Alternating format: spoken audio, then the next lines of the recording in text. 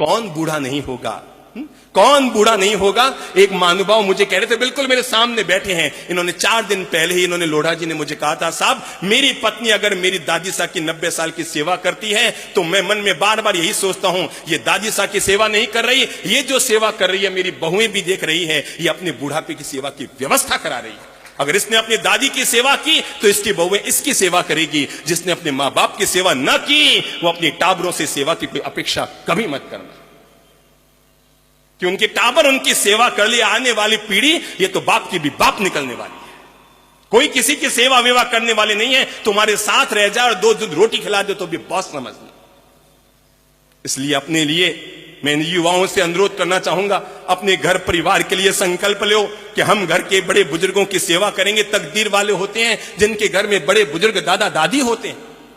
पत्नी को जीवन भर संभाल लेना, बच्चों को जीवन भर संभाल लेना। एक बार थोड़ा सा सोचो, जब वो गरीब थे तब भी तुम्हारी पढ़ाई के लिए खर्चा करते उन्होंने एक बार भी नहीं सोचा था।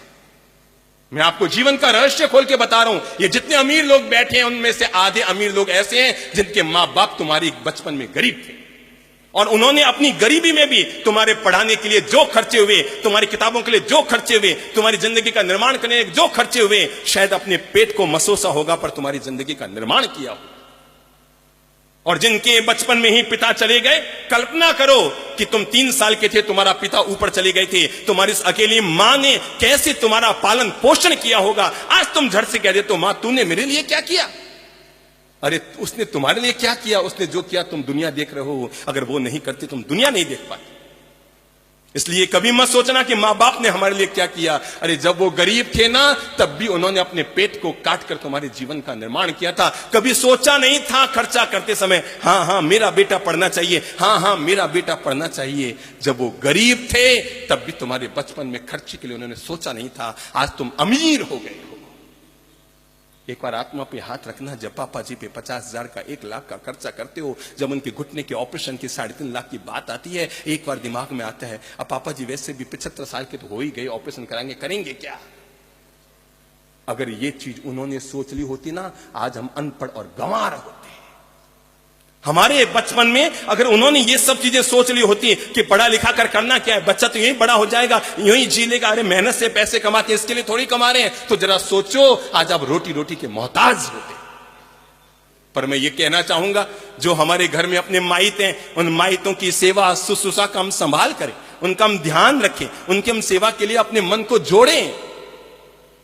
और नहीं तो जितने वृद्धाश्रमों में जाता हूं वहां पर गरीब लोगों के, मजदूरों के माँ बाप कम मिलते हैं। जब भी किसी को पूछता हूं, आपका बेटा, कोई कहता है इंजीनियर है पूना में, कोई कहता है डॉक्टर है कहीं पर, कोई कहता है सीए है। अमीरों के माँ बाप वृद्धाश्रमों में मिल रहे हैं, गरीबों के माँ बाप अपनी झोंपड़ियों में अभी भी मिल रहे हैं। ये फर्क हो जाएगा आने वाले कल को, और ये फर्क बहुत महंगा पड़ेगा आपके लिए। जमानों में आपको सही कह रहा हूं, ये जो फर्क पैदा होता जा रहा है इस पीढ़ी में, आने वाले कल के लिए आपके लिए बहुत महंगा पड़ेगा। अरे अपन लोग तो फिर भी अपने माँ बाप को निभा देंगे, पर मैं आपको बता दूं, आने वाली पीढ़ी ऐसे आने वाली है, ऐसी उपज आने वाली है, वो अपन को पूछेंगे, पापा आप मुझे डांट रहे हैं, आपको क्या हक है? और ये न पूछ ले तो मुझे कह देना। इसलिए वयोवृद्ध लोगों के लिए मैं कुछ कहूं इससे पहले आप लोगों को सावधान करने के लिए कह रहा हूं कि हम आने वाले कल का अच्छा निर्माण करें।